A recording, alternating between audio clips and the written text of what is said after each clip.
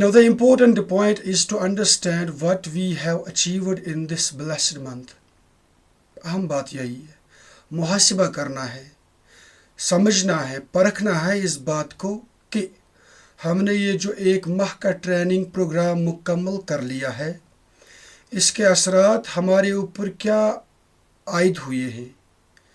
And in the rest of 11 months हम अपनी ज़िंदगी को किस नहज पर ढालने के लिए तैयार हैं.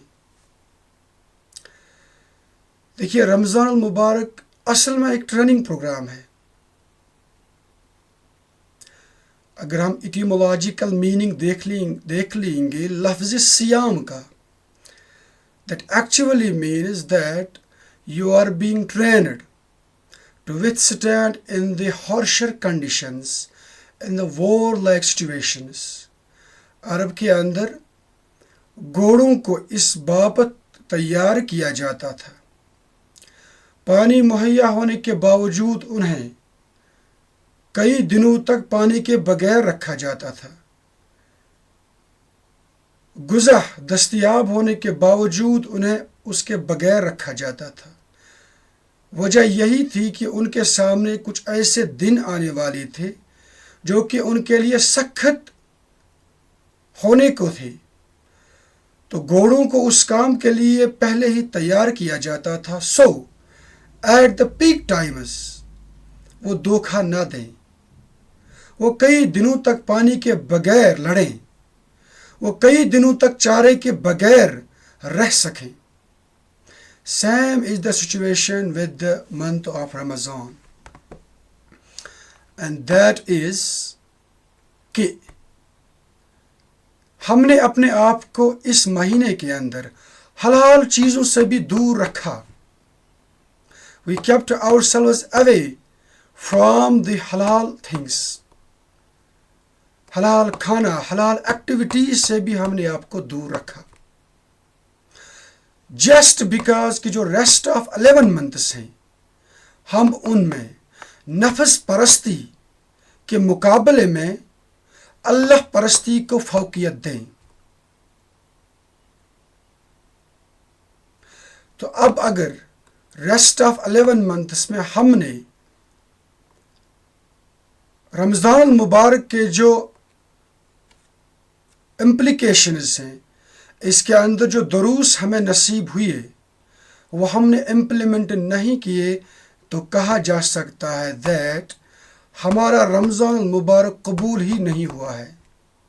बिकॉज जब हमने रमज़ान मुबारक से कुछ अखज़ किया ही नहीं है, जब हम ईद के रोज़ सरकश शयातीन के जरगे में फिर से चले गए, then what is the fun of observing Ramadan? जब रमज़ान के बाद फिर से मैंने फिक्र नहीं की नमाज फजर की, नमाज फजर को बाजमात मस्जिद के अंदर अदा करने की, जब रमज़ान मुबारक ख़त्म होने के बाद मैंने अपने आप को बुरे कामों से नहीं बचाया, जब मैंने अपने आप को गीबत से नहीं बचाया, जब मैंने अपने आप को बुरी नज़र से नहीं बचाया, जब मैंने अपने आप को गरीबों की दादरसी के लिए अपने आप को वक़्फ़ नहीं किया, जब मैंने अपने आप को दूसरों के गम में शरीक नहीं किया, जब मैंने अपने आप का ताल्लुक़ कुरान पाक के साथ उस्तवार फिर से नहीं किया, जब मैंने अपने वालिदैन की फरमा बरदारी नहीं की, जब मैंने अपनी ज़िंदगी को डिसिप्लिन अंदाज में नहीं जिया, then what is the fun of observing the month of Ramadan? So, अगर आप में से या हम में से किसी को देखना कि whether my observance of the month of Ramadan has been accepted or not, a simple thing, clear thing that each and every individual can himself or herself understand is वो किस हद तक रेस्ट ऑफ 11 months में अपने आप को उन्हीं lines पर, उसी पैटर्न पर चलाएगा जिस पैटर्न पर उसने रमज़ान मुबारक में अपने आप को चलाया है. One thing, very important thing. Number second thing,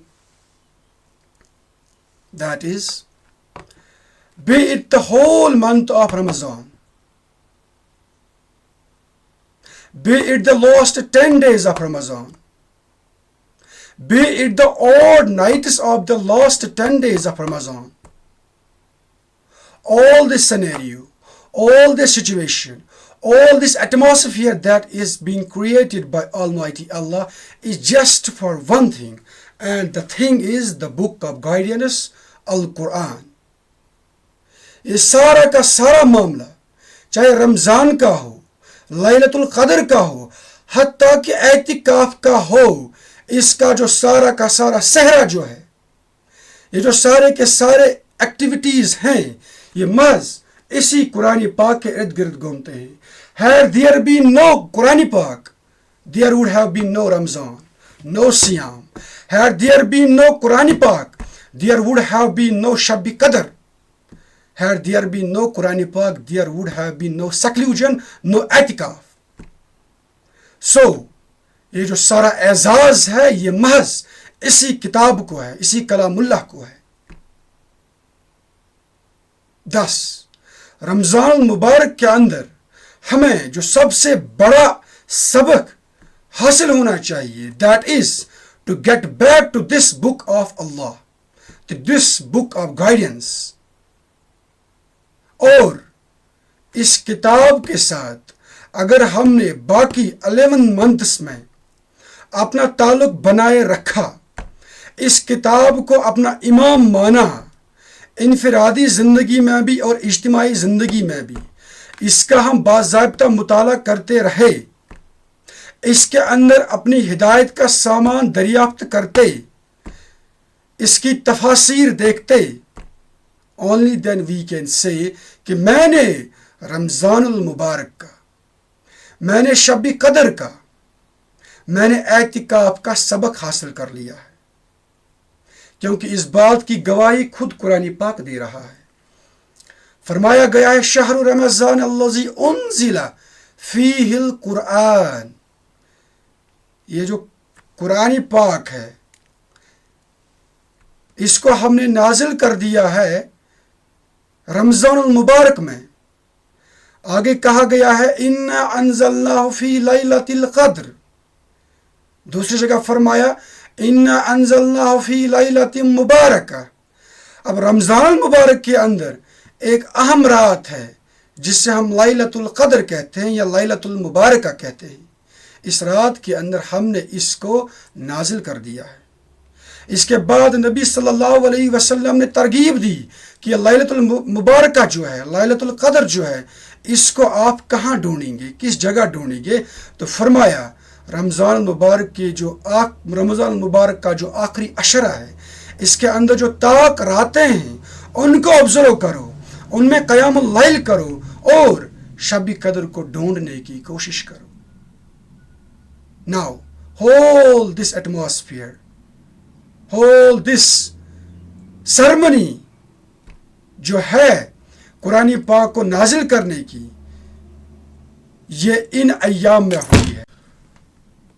تو مطلب یہ ہے کہ ہمارا فرض بنتا ہے کہ ہم قرآن پاک کے ساتھ اپنا رابطہ استوار کریں، تبھی ہم سمجھیں گے کہ ہم نے ماہ مبارک کا حق ادا کر دیا ہے.